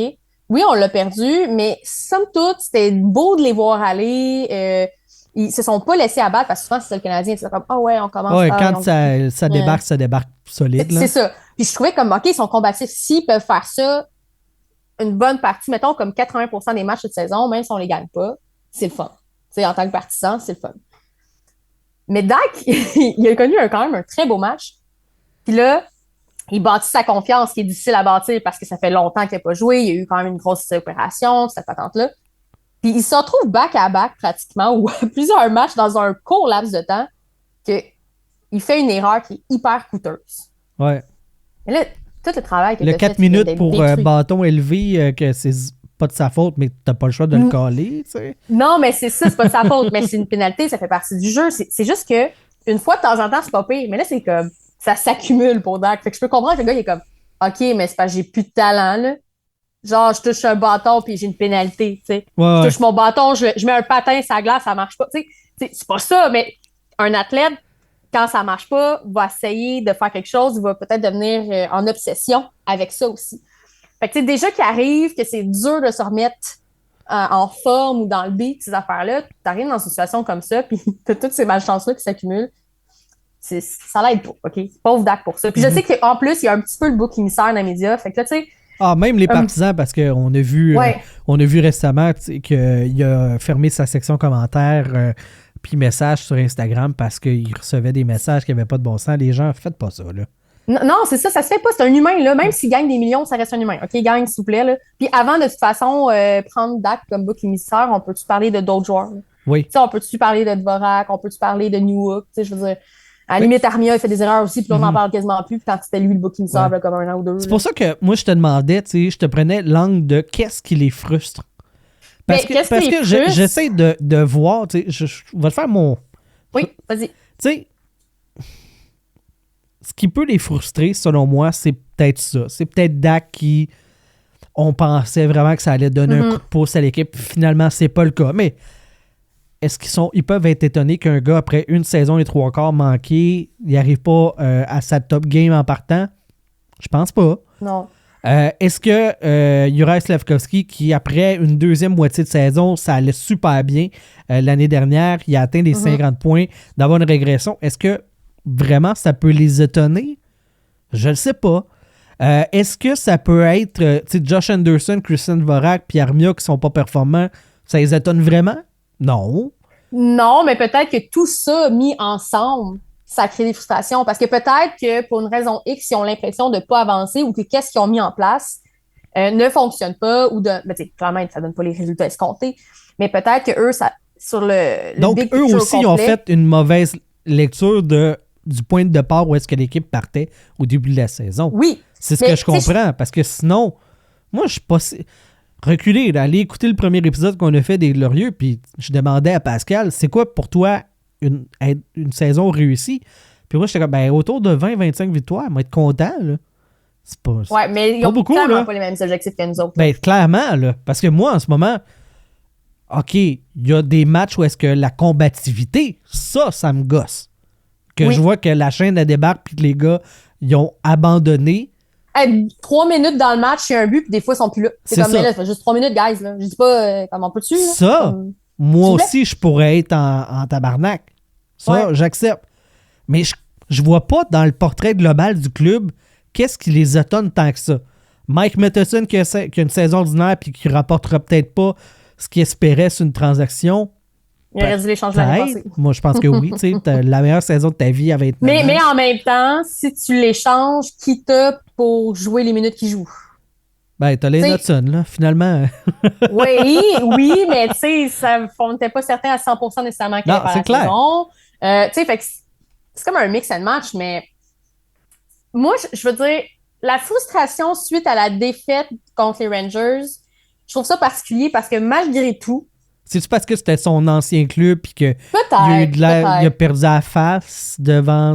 Je sais pas. Ouais, sauf que le lendemain, tu te fais lessiver par Boston. Je veux dire, si j'ai un match à choisir duquel je suis fâchée, là, Boston. Ben, c'est ses 2 anciens clubs. Oui, OK. Mais regarde comment les joueurs ont joué. Regarde le résultat du match. Boston, après même pas une période, c'était fini, là. I know. En 1 minute 10, à mort. En affaire de même, il y avait 3 buts contre le Canadien. Tu sais, en première période, je pense, là, c'était comme... Oh ouais, cool, un match à 4 heures, c'est cool pour le dimanche. Non. Tu sais, moi, j'ai écouté de la F1 le matin, je vais écouter ça, j'ai écouté du football après. Puis là, j'étais comme... Je suis vraiment en train de regarder ça, là. Genre, c'est quoi ce match-là? Mais on va faire d'autres choses de ma vie. Surtout quand Anderson est comme, non, mais ça, on est vraiment genre une équipe enragée. Où ça? Genre, où ça? Ça paraissait même pas. Tu sais, quand on parle de trucs mal vieillis, ça. Ça a pris 5 minutes de se faire. Mais tu sais, tandis que dans le match contre les Rangers, bon, OK, les arbitres, c'est très discutable sur des trucs, mais bon, les Canadiens étaient là, ils ont été combatifs, ça. J'en prends 1000 des matchs comme ça, même si on perd. OK, c'est plate. Mais t'as essayé. Uh-huh. Tu t'es débattu, puis si c'était pas de trucs un après l'autre, on aurait peut-être gagné le match. Là. Pour vrai. On avait des chances de le garder. De le garder. Oui, Alex. De le gagner. Fait que, tu sais, oui, je peux comprendre que tu es fâché parce que l'équipe perd encore. Je peux comprendre que tu fais comme, ah, ben là, Dak fait encore une erreur. Puis, tu sais, c'est de l'accumulation. Je peux comprendre. Mais si tu es pour être fâché après ton équipe, dans cette fin de semaine-là, sois là contre Boston. Tu sais, parce que je veux dire, en reconstruction, la performance du Canadien contre les Rangers, c'est un peu ce que tu veux. Parce que ça donne du bon hockey, c'est peut-être le genre de match que tu peux aller chercher 1 ou 2 points. Tu sais, OK, je veux qu'ils se battent les joueurs parce qu'ils savent qu'on va dans une direction X. Mais dans le match contre Boston, tu as juste l'impression que ton équipe est comme, bah, moi, je viens ici, je vais encaisser mon chèque, puis je m'en vais. Tu sais, c'était ça l'impression. Uh-huh. Fait que moi, en tant que patron, je suis bien plus fâchée après eux autres, la version du dimanche que de la version du samedi. Mais, en même temps, on n'a pas les données. C'est quoi leur objectif? Où est-ce qu'ils se voyaient exactement? Tu sais, c'est sûr que là, si tu me dis il était vraiment fâché après ça, bon, il est fâché parce que c'est son ancienne équipe, ce que je peux comprendre. Mais ça veut dire que peut-être cette équipe-là, le mix était peut-être pas tant une erreur que ça, finalement. Peut-être que... Tu sais, moi, j'ai perçu ça comme une erreur, mais peut-être que eux... Pour eux, c'était vraiment ça. Ils se voyaient dans le mix cette année, ils se voyaient du moins plus proches du mix qu'ils le sont présentement. Il y avait des chiffres X, Y, Z qui n'ont clairement pas atteint. Est-ce que les joueurs embarquent dans le message de Saint-Louis ou pas? Who knows? Bon, ben Dax, c'est beaucoup plus long qu'on pensait sa réhabilitation. Slav, ben je l'aime Slav, mais clairement ça marche pas. Tu sais, je le regarde dans le match, je suis comme, mais qu'est-ce que tu fais? Je te comprends pas. Mm-hmm. Suzuki manque un peu de constance. Caulfield, somme toute, tu sais, OK, il y a eu des petits... Ben, il est 3e buteur dans la ligue. Il fait son je veux bout, dire, là. ça se peut qu'un match soit tanné, qu'il soit fatigué, ça se peut. Matheson, bon, il a été blessé, ça va a été blessé, mais en même temps, les rôles sont différents. Mais c'est sûr que tu t'attends à peut-être une saison comme l'année passée pour Matheson, mais es-tu capable d'avoir des saisons back-à-back au nombre de minutes qu'il joue? Peut-être pas. Tu sais, même si la saison s'est finie tôt l'année passée, peut-être qu'il est encore fatigué que ça, parce que son corps, tu sais, il n'y a pas 21 ans aussi, là. Tu sais, le corps récupère de différentes façons. Plus tu avances dans le temps, comme humain normal, mais comme athlète aussi, selon les blessures que tu as eues aussi. Il y a peut-être des blessures qu'on ne connaît pas, avec lesquelles les joueurs jouent. Savard, c'est un bon défenseur, mais je veux dire, c'est pas Weber, là. C'est pas ça. Non. Ça. Mais c'est une pièce importante dans le jeu. Tu as Lane Hudson qui est super bon. Il est jeune, il va en faire des erreurs. Mm-hmm. Fait qu'il faut que tu vives avec ça aussi. Là, après, tu sais, Struble, Byron, etc., ben, c'est correct, mais ça s'équivaut un peu. Ben, c'est clairement pas... ça à part Goulet puis Hudson, t'as pas grands éléments là-dedans qui vont être dans ton équipe lorsqu'elle sera à son prime, là. Non, puis Goulet, il en fait des erreurs dernièrement aussi, beaucoup plus que normalement. Uh-huh. Puis, tu sais, fait un je pense que ça vient vite. Le jeu à 5 vient trop vite actuellement pour le Canadien. Il y a trop de petites erreurs ici et là. Justement, cette hargne-là, cette combativité qui venait compenser avec le deuxième effort la saison dernière, on le sent moins. J'ai fait l'analogie là, du truck téléguidé sur un show précédent, puis j'ai vraiment l'impression qu'il y a une fatigue du processus de reconstruction chez les joueurs. Ouais. Mais tu sais, en même temps, quel joueur veut être en reconstruction? Tu sais, en théorie, l'ego du joueur, le joueur, ce qu'il veut, c'est je veux jouer pour gagner la Coupe Stanley. Tu sais, en théorie, si tu joues au hockey, tu es dans la Ligue nationale et tu t'en fous de gagner la Stanley ou pas, c'est weird, OK? Parce qu'en théorie, tu joues pour ça. Tu es conditionné à vouloir gagner, à vouloir. Tu sais, en théorie, encore là, un athlète est quand même soulevé par l'envie de gagner. Mais là, on la ressent pas. Puis je comprends que la frustration, je sais, c'est plate de perdre, là. On s'entend, là. C'est super plate. Mais à un moment donné, c'est parce que tu pourras pas nécessairement te faire échanger parce que t'es tanné d'être avec le Canadien qui avance pas. Non, mais c'est ça la réalité. Ben ouais. Fait que c'est quoi tes choix? Tu t'assises sur ton bain pour avancer tes millions ou peut-être pas, là, parce qu'il y en a qui n'ont pas tous tes millions là-dedans. Là. Non. Ils sont bien payés, mais c'est pas, ils n'ont pas tous 8 millions par c'est année. Puis t'attends, puis tu perds de la valeur, puis ça se peut que ça se termine plus vite que tu pensais finalement ta carrière. Bon, je vais loin, là, mais ça peut peser quand même dans la balance. Ou tu fais comme, hey, m'a essayé de tout faire pour gagner. À moins qu'il y ait un message interne, mais je pense vraiment pas que parce que, hey, les gars, poussez pas trop sur la pédale parce qu'on veut pas. Je vois pas comment un Canadien pourrait faire un message comme ça. Mais tu sais, on n'est jamais à l'abri, mais avec toutes les rumeurs, informations qu'on a, de la frustration, autant chez les joueurs que du côté administratif plus haut, je serais étonnée que ça soit ça. Mais là, tu es dans une situation un peu merdique qui fait qu'on ne gagne pas, la combativité n'est pas là. Mais là, tout ce qu'on pensait dans un scénario parfait n'est pas arrivé. Parce que je pense que le Canadien a le pire scénario qu'il aurait pu vouloir cette année. Oui, vraiment. Presque. Parce que, tu sais, non, Lainey n'aurait pas été le sauveur, c'est pas ça. Mais là, lui, il se blesse. Dak, c'est plus long que prévu. Les autres joueurs qui auraient dû se lever se sont pas nécessairement levés.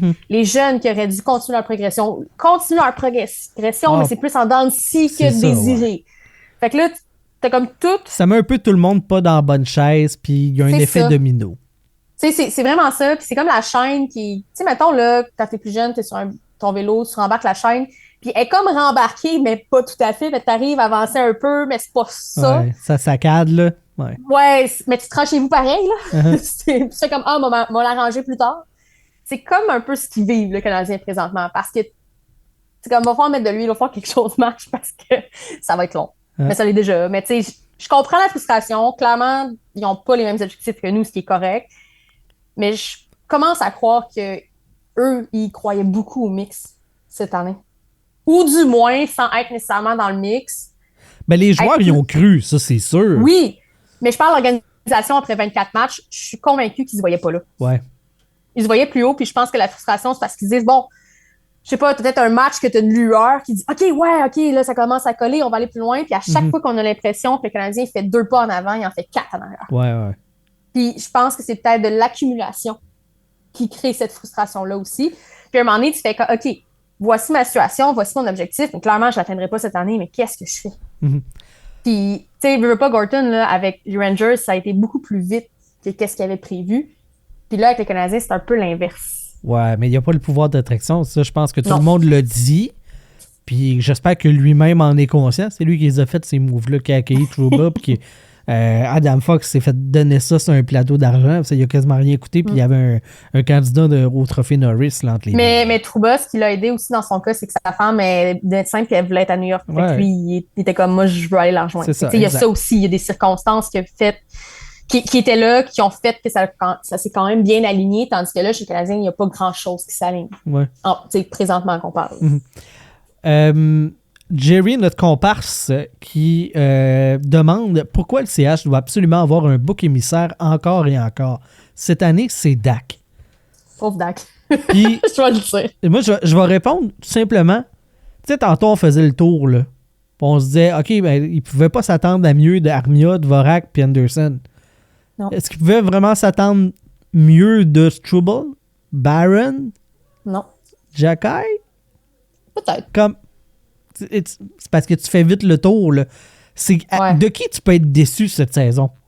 Ben, tu peux être déçu de Slav, tu peux être déçu de Dak. Fait que les gens, c'est de eux qui sont déçus. Là. Il y a personne qui s'est levé un matin cet automne en disant « Oh, le camp d'entraînement commence!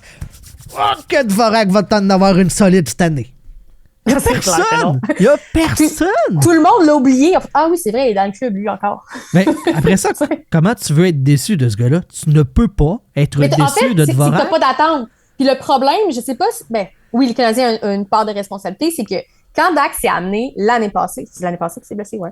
L'année passée, c'est comme être Dak, sans être nécessairement le gros joueur de centre, pourrait vraiment changer les choses parce que, bon, l'âge qu'il a... le format, ça pourrait fonctionner. Fait que tout était là pour dire ça pourrait être très cool. Il s'est blessé, puis le peu qu'on a vu de lui avant sa blessure était très, très prometteur. Mm-hmm. Il s'est blessé, puis je pense que les gens sont restés avec cette idée-là. Ils ont fait comme... bon, ben, ce qu'ils nous ont montré, ben, en fait, ce qu'ils nous ont dit, c'est cool. Ce qu'ils nous ont montré avant d'être blessé, c'était très cool. Fait qu'il va reprendre nous ce qu'il a laissé. Mais là, on parle pas genre d'une petite opération. Là. C'est quelque chose qui prend beaucoup de temps, puis que clairement, ça prend plus de temps qu'on aurait pensé. Clairement que sa confiance n'était pas au plus haut. Puis là, tout s'accumule de son côté qui fait juste miner sa confiance. Fait que c'est pire. T'sais, le pire qui pouvait arriver avec Dak est arrivé parce qu'on avait quand même des attentes. Je pense vraiment qu'il y a une bonne portion du fanbase canadien qui est resté avec l'idée de ce qu'on a vendu de Dak l'année passée quand il est là. Puis, qu'est-ce qu'il a montré? Parce qu'il n'a pas montré beaucoup, mais qu'est-ce qu'il a montré? C'était beau. Oui. Ah ouais, cool. Puis, ça a été concours de circonstances, il se blesse, bang, fini. Fait que les gens font comme, ah, ben Dak, c'est ce gars-là. Mais Dak n'est peut-être plus ce gars-là. On ne le saura pas pour l'instant. Puis, c'est pas comment puis ça s'enligne qu'on va le savoir là. Tu sais, des gars comme, je vais dire, la tendresse avec les commotions cérébrales. Il n'y a pas eu la courbe de Emeline Komisarek. Oh my God, Komisarek. Après son combat contre le Chic, n'a plus jamais été le même. Ça arrive, des choses comme ça. Mais les gens l'oublient, ça, par exemple. Oui. Puis il reste vraiment ancré. Je pense que c'est ça qui n'a pas aidé Dak, c'est qu'on est resté ancré avec l'image qui nous a été vendue de lui puis ce que lui nous avait démontré. Ouais. Est-ce que je crois que il peut revenir? Absolument. Mais pas là. Moi, je pense je pense que oui, il peut revenir parce que ses blessures ne sont pas en lien avec un événement traumatique comme ça. En théorie, non. En théorie, tu sais, il s'est fait bousculer, puis c'est le genou qui a lâché de la bande, ça a coincé. Je vois pas une... Hey, j'ai une peur que quelqu'un me frappe ou quoi que ce soit comme ça. Non. Je pense que l'adaptation à son genou dans sa forme actuelle, post-opération et tout ça, n'est pas encore complétée. Fait que sa tête va probablement plus vite que ce que son corps lui permet sur la glace. Je pense qu'il y a beaucoup de frustration aussi parce que tu le vois, il essaye fort, puis tu sais, qu'est-ce qui arrive quand un joueur... Il n'y a personne qui va pouvoir dire que Dak ne met pas de l'intensité. Dans les pratiques, il est dans les premiers arrivés. En fait, le Canadien, là-dessus, il n'y a personne qui semble avoir abandonné. Aux entraînements, les gars sont d'avance. Ça finit tard. Sont là, ils font les exercices. Il y a en la volonté. De culture, tu sais, on parlait d'implantation de culture là, quand Saint-Louis est arrivé, là, puis quand Gorton et Hughes sont arrivés aussi. Ça, le fait d'être en avance et tard, c'est une preuve que la culture est en train de s'installer. Il y a une volonté de s'en sortir. C'est ça. Mais Dak, on le voit souvent avec d'autres joueurs aussi. Tu sais, quand ça ne fonctionne pas, un joueur devient un peu obsessif à faire le mouvement de trop, la chose de trop, puis à focusser. Puis là, il en fait trop, puis il complique les choses au lieu de rester dans des choses simples. Puis je pense que ça l'aide pas Dak non plus. Mais bon, l'équipe au complet l'aide pas, je te dirais. Mais il y a ça. Puis comme je te dis, je pense vraiment que Dak est le bouc émissaire en grande partie parce que ce que le Canadien nous a vendu de lui quand il est arrivé, plus qu'est-ce qu'il nous a montré avant sa blessure, il reste en tête. Puis mais il n'a pas pu se faire justice. Non, c'est ça. Il est dans une situation genre impossible parce que les gens sont comme moi, mais il était blessé, il peut en revenir. Là, ça fait 24 matchs. Oui, mais il n'y a pas un joueur qui a la même courbe quand il revient d'une blessure. Ça dépend de plein de choses. C'est sûr que s'il a déjà le moral un peu à terre, puis là, il est responsable, entre guillemets, de plusieurs erreurs, mais lui, il pense que c'est de sa faute, puis qu'il est plus bon. Puis, ben, je paraphrase, mais ça peut aller vite. Fait que je suis comme, tu sais, avant de regarder Dak, là, on peut en regarder une couple, là, d'autres sur le payroll. Tu sais, c'est pas le principal problème du Canadien. Là. Non, c'est clair.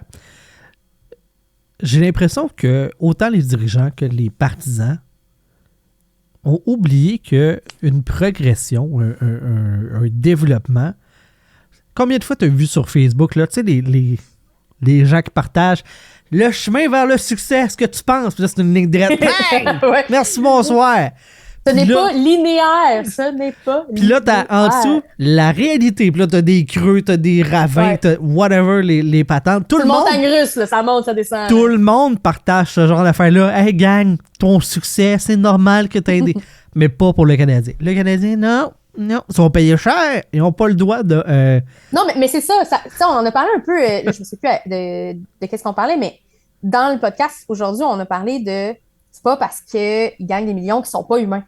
Mais Oui. par défaut, ils sont comme ouais, mais lui, tu sais, il est bien payé, il est joué, tu sais, il est payé pour jouer. Oui, mais c'est un travail.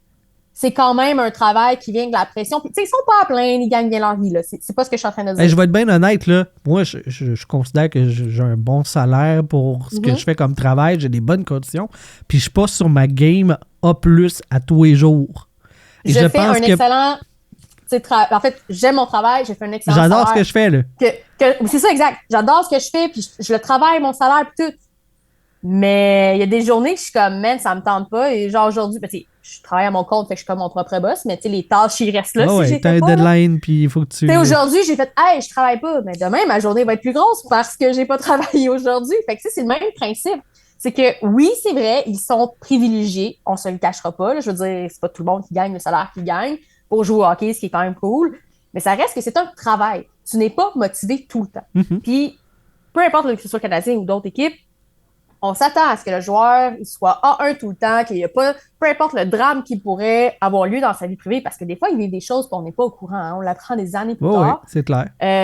Bon, là, on apprend un petit peu plus vite avec les réseaux sociaux, mais quand même. Puis, mais pour le fan moyen, il faudrait que le joueur fasse comme OK, j'arrive full binge, je te compte des hat-tricks à pelleter pendant l'année parce que. Mais les gagne. autres, ils sont payés pour t'empêcher de le faire. Il y a ça aussi Mais dans c'est l'équation. Non, mais c'est ça, mais les gens, c'est comme non, mais il a pas le droit de pleurer sa mère qui est morte il y a 2 semaines, je m'en fous. Genre, on va connaître la game de ta vie ce soir. Tu sais, je le rends plus gros que ce que c'est, mais c'est ça pareil. Puis tu sais, qu'on l'aime ou pas, le meilleur exemple, c'est Jonathan Drouin. Tu sais, je veux dire, son passage à Montréal était quand même catastrophique à certains niveaux, là. Mais le gars a quand même eu le réflexe de hey, je vais me sortir de l'équation parce que ça ne fonctionne pas, je vis avec des troubles d'anxiété, je dois gérer ça comme n'importe quel humain va avoir un arrêt de travail parce qu'il y a un diagnostic X, Y, Z, il y en a besoin. Ah, mais non, mais toi, t'as pas le droit. Toi, là, t'es sur le payroll du Canadien de Montréal, là. T'es censé être motivé de A à Z, de minuit à minuit, là. Puis that's it. T'as pas le droit d'avoir des émotions, t'as pas le droit de connaître une mauvaise journée, puis c'est quand même une pression énormément lourde, peu importe où ce que tu joues, mais il y a des endroits, des marchés qui sont pires que d'autres, dont Montréal, puis on l'oublie. Puis là, c'est ce qui arrive un peu. Dak a, tu sais, c'est encore le meilleur exemple, mais clairement, tu sais, ça marche pas. Mais lui, il se tape sa tête, là. C'est sûr. Il est pas là comme, aller me sniffer de la coke puis prendre une bière après le match, c'est pas grave, tu sais. Je suis sûre qu'il est pas là pantoute, là, tu sais. Fait que je pense que par défaut, on s'attend juste que parce qu'ils sont dans un statut social privilégié, c'est vrai qu'ils sont dans un statut spécial privilégié, on s'attend que ça soit quasiment des robots et que ça fonctionne tout le temps. Mais ce n'est pas vrai.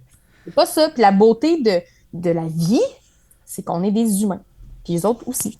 Mais le downside de ça, c'est que s'ils sont humains puis qu'ils fonctionnent moins bien, ben il y a comme beaucoup de gens qui le voient. Eh oui. L'avantage, c'est que... C'est encore en train d'apprentissage. Fait que c'est ça, les jeunes Canadiens sont encore en train d'apprendre. Ils ont le droit. On apprend à tirer tout le temps. Ben, constamment. Ceci étant dit, là, je veux juste mentionner qu'en plus que Jonathan Drouin, on le sait comment est-ce que ça n'a pas été facile, comment est-ce qu'il a été la cible de commentaires acerbes de plein de gens. Absolument. Et Jonathan Drouin était, pendant des saisons, il y avait une loge pour des enfants plus démunis, en situation de handicap, si je ne me trompe pas, qu'il payait de sa poche au Centre Bell pour les matchs locaux. Je ne sais pas combien de saisons, si c'était à tous les matchs, mais il y avait cette loge-là. C'était un programme qui avait été mis en place, je pense, par Scott Gomez puis Brian Giunta à l'époque, qui s'est un peu passé de joueur en joueur, puis Drouin, malgré sa situation, malgré que sur la glace, puis les partisans dans les médias le critiquaient abondamment, lui a continué de maintenir cet engagement. Il aurait pu juste être fâché puis faire comme hey, moi je tire la plug là-dessus, puis il n'a pas fait payer le reste par rapport à sa situation. Puis sais, tu peux pas comparer nécessairement à ce que Dak vit ou ce que d'autres vivent présentement parce que c'est très différent, mais ça revient quand même au point que c'est un bon exemple pour dire que tous les joueurs sont humains. Tout à fait. Tout à fait. Même si des fois, c'est des humains moins le fun dans la vie parce qu'il y en a peu importe. Oui, ben oui. N'en reste pas moins que c'est des humains, puis que c'est juste qu'on est 21 000 au Centre Bell, mettons, puis je sais pas combien à la télé à voir leurs erreurs. Uh-huh. Tu sais, je veux dire, moi, si je fais une erreur, mon client le voit peut-être pas tout le temps. Tu sais, parce que des fois, je le vois avant que le client le voit ou tu sais, avant qu'il reçoive les trucs. Mm-hmm. Tandis qu'eux autres, c'est en direct. Tout à fait. Ils ont tous ces yeux-là, fait que là, on fait juste focusser. Puis en tant que partisan, des fois un peu fan, on est tous un petit peu à divers niveau. Là. On est juste comme, ouais, mais là, t'es pas bon. Ça marche pas. Qu'est-ce que tu fais? Tu devrais pas être dans la Ligue nationale. Merci, Tiggy, avec ta petite bière chez vous. C'est cool. Tu sais, non, mais c'est quand même ça. Tu sais, fait que je trouve ça triste, mais je pense que par défaut, quand dans le sport en général, là, que ce soit canadien ou un autre, le partisan a une tendance à obséder sur des trucs comme ça, puis l'humain a une tendance à obséder sur des trucs négatifs. Oui, le négatif, c'est... Enfin, les bulletins de nouvelles sont pas remplis de bonnes nouvelles. C'est pas pour rien qu'il y a des mauvaises nouvelles, puis pourquoi les stats sont hautes quand il y a des mauvaises nouvelles. Ouais. Mais tu sais, c'est ça. Puis là, tu rajoutes le marché de Montréal, que c'est une religion. Puis tu sais, oui, il y a d'autres sports à Montréal, mais le Canadien est dans une classe à part. Puis là, tu rajoutes l'histoire glorieuse. Parce que c'est sûr que si le Canadien n'a pas toutes ses coupes Stanley, peut-être qu'on n'a pas la même discussion aujourd'hui. Oui, probablement. Ça rajoute une pression différente, un angle différent, l'objectivité est moins là, mais c'est ça. On aime chialer pour chialer. Hein? Les Québécois sont très chialeux, moi inclus, sur certains trucs. Mais c'est ça. Je pense qu'on, par défaut, quand on en pogne un, ça reste sur lui. Puis là, jusqu'à temps qu'il y en ait un autre qui fasse quelque chose puis qui me tape ses nerfs. Tu sais, je veux dire, notre saison, c'était Anderson, Gallagher, pas cette année, parce que là, ils ont viré un peu l'affaire. Fait que peut-être que dans un mois, on s'en reparle puis c'est plus la même personne sur qui on focus. T'sais. Elliot Friedman qui disait le 29 novembre dernier que Kirby Dach serait le genre de joueur que les Penguins de Pittsburgh seraient intéressés à acquérir. Le genre de joueur. Il n'a pas dit qu'il y avait... Oui. Mais, dans leur volonté, avec leur corps de continuer à être compétitif, mais de se rajeunir quand même, un gars à la Kirby Dach pourrait être intéressant pour eux. Patrick Fiolet de RDS qui a mentionné que le tricolore n'avait aucune intention d'échanger Kirby Dach. Ceci étant mentionné, moi, ce genre de rumeur-là, je trouve que c'est à la limite un peu farfelu là, de mettre des noms comme ça parce qu'il n'y a personne qui a évoqué que c'était bel et bien un gars qui était dans le mire ou que le Canadien le magasinait ou quoi que ce soit. C'est juste le type de joueur. Exact. Peut-être que c'est pour mentionner que, justement, parce qu'il y a beaucoup de négatifs sur Dach, comme gang, c'est le type de joueur qui fitterait avec les Pingouins, que les Pingouins des choses pourraient vouloir à un moment donné parce que ça fit. Fait qu'arrêter de voir Dach comme la pire affaire qui est arrivée au Canadien, ce qui est vraiment pas le cas. Non, c'est ça. Je pense juste que c'est maladroit, par exemple. Ouais, parce que ça met le focus sur ce gars-là. T'sais. Je comprends l'idée, mais c'est comme la fausse bonne idée. Là. C'est un peu ça. Ceci étant dit, ce midi à BPM Sport, Georges Larac, dans le show Larac et Gonzo, a questionné ses auditeurs parce que ça fait des années qu'il y a des rumeurs, il y a de l'intérêt de la part des partisans du Canadien pour un Trevor Zegras. Il lui demandait à ses auditeurs, un pour un, Zegras, Dach, est-ce qu'ils le font? Et là, j'ai le goût de te poser la question. Alors, on dirait que j'ai pas d'opinion. On dirait que j'ai pas d'opinion. mais c'est difficile. Ah non, faut que tu te mouilles, Alex, come on. Ok, attends. Mais c'est parce que je trouve vraiment que c'est pas le même type de joueur. Okay? Ah non, c'est clair. Fait Twig and Hughes, est-ce que tu acceptes si les Ducks te proposent Zegras contre Dach? Je l'essayerais parce que ça pourrait être un nouveau départ pour chacun des joueurs puis ça pourrait fonctionner. OK. Puis je pense que si je me trompe pas, Zegras avec Caulfield, il y a comme une belle amitié aussi. Oui. Tu avec Caulfield. Oui. Fait que tout ça pourrait vraiment jouer en la faveur de Zegras. Je me souviens de la saison où il faisait des beaux buts à la Michigan, toute la patente, c'est vraiment nice. C'est un gars d'highlight. Est-ce que c'est un glitch dans la matrice? Je ne sais pas. Mais il pourrait fitter avec le Canadien. Puis je pense que un nouveau départ pourrait être aussi très profitable à Dach. Est-ce que dans les faits, ça réaliserait? Je suis pas sûre que le jeu NHL serait d'accord avec cette transaction. Mais refusé. Mais je pourrais l'essayer. Moi, je le ferais pas. Parce que, tu te ramasses avec Suzuki, Zegras, Caulfield, qui sont pas des gros gabarits, Lane Hudson, Dak amène potentiellement cet aspect-là. C'est un joueur de centre, c'est un gros gabarit. Dans une ligue nationale qui... ça te prend des gros gars si tu veux être capable d'avancer. Ouais. Tu peux avoir des petits joueurs, mais il ne faut pas que ce soit majoritaire. Là, tu te ramasses à perpétuer ce problème-là du Canadien qui est un petit club. Fait que moi, pour cet aspect-là, tu sais, quand Dak était à son top, il était tout qu'un joueur de hockey. Oui. La période de temps, et moi, j'ai encore espoir de voir ce gars-là. Il y a les gars de HFTV qui ont lancé l'idée que lors du prochain match du Canadien au Centre Bell, que quand Dak a la rondelle, qu'on lui fasse une ovation.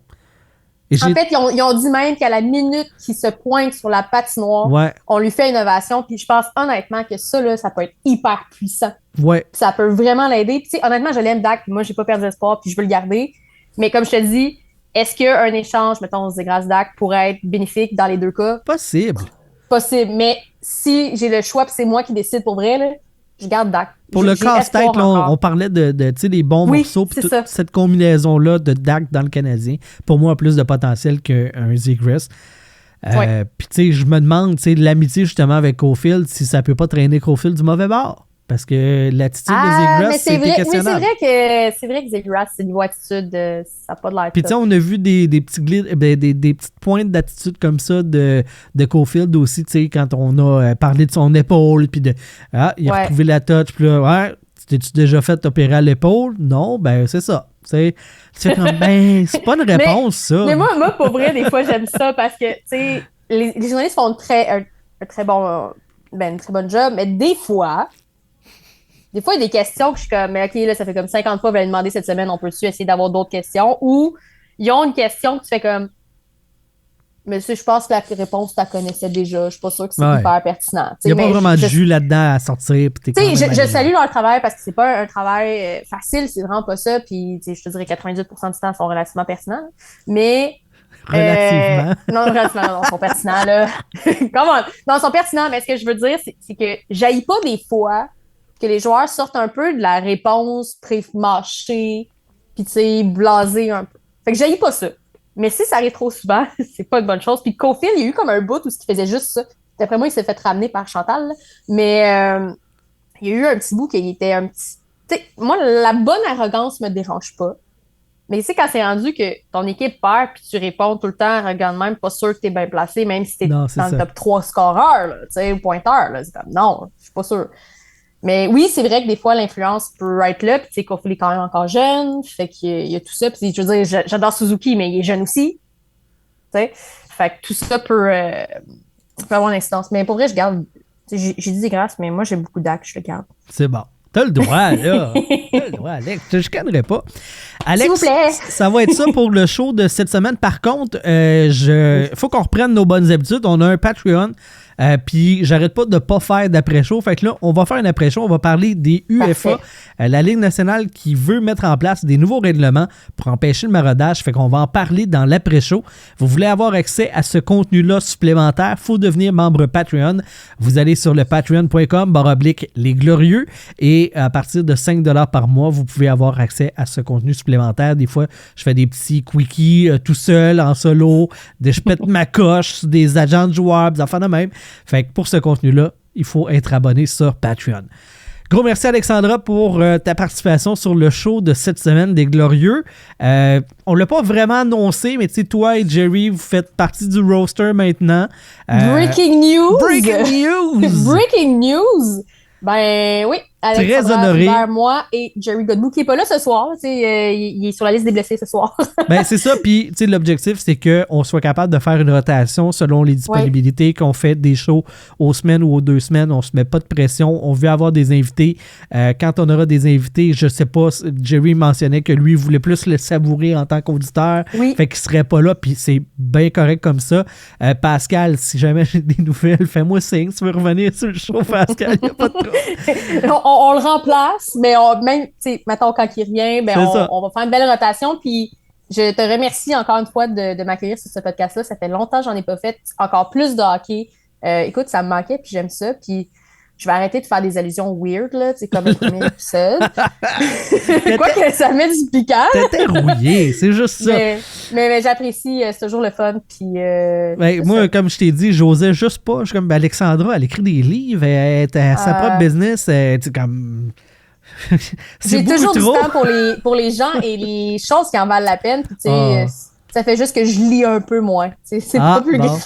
Ça, c'est un problème que ma blonde a. Elle lit trop. Écoute, lire et acheter des livres, c'est 2 hobbies différents. Écrire aussi, mais non, un n'empêche pas l'autre. Puis avec la belle rotation qu'on a, ça permet justement que s'il y a quoi que ce soit, moi, je peux, c'est comme débarquer pendant 1 ou 2 épisodes. Mais non, j'aime beaucoup ça, j'apprécie. Puis c'est le fun, même si la saison du Canadien est moins le fun. Oui, mais nous, on va avoir du plaisir. Exact. Voilà, Alexandra Philibert et Julie Gagné qui est avec vous cette semaine pour les Glorieux. On vous dit à la prochaine, tout le monde. Et les Patreons, on se retrouve de l'autre côté. Bye bye!